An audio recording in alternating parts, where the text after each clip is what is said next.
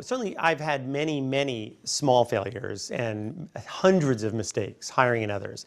But certainly the one that was probably the most extended was when the internet collapsed in 2000. We survived, but it was ugly. And so in the beginning, we started to see it happening. I went to the company and said, we have to do a round of layoffs. But I want you to know that that's it. We're done. We're going to get rid of 150 people. It's very tough, but it's going to be okay. And so everyone took it pretty well, actually. That was fine.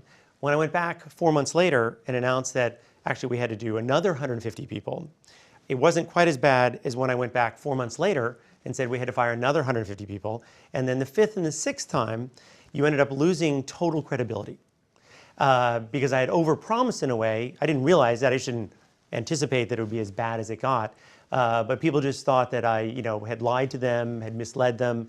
And so morale took a big hit. So it was very, very ugly.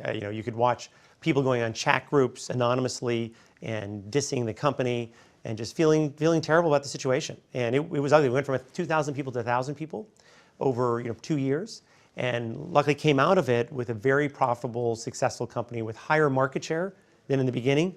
But there's no uglier way to get there than 7 rounds of layoffs. And what feels terrible about it too is when you start letting people go who are unbelievable performers. So when you're letting someone go who's not a high performer, you really rationalize and you think, this person's going to be happier somewhere else, and it's okay long term for them.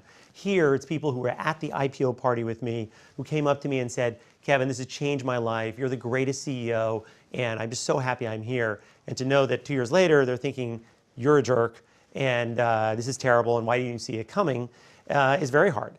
I never thought that the internet would go away. And I never thought that we wouldn't be the winner in our sector. That's the only thing that kept me going, because I wanted to make it work. There's no way I would leave and feel like I'd spent 6, 7 years at that point for a company that's not successful. Anything there, it's not overpromising to people, because you don't know what's going to happen. I was in a meeting last week and I just said, you know what, we don't know where this is going. We think we do, but take that into account and don't overpromise. We were telling our employees that we were going to be a 10,000 employee company within a couple of years. And so we said a lot of things that came back to haunt us, mostly internally, but certainly externally as well.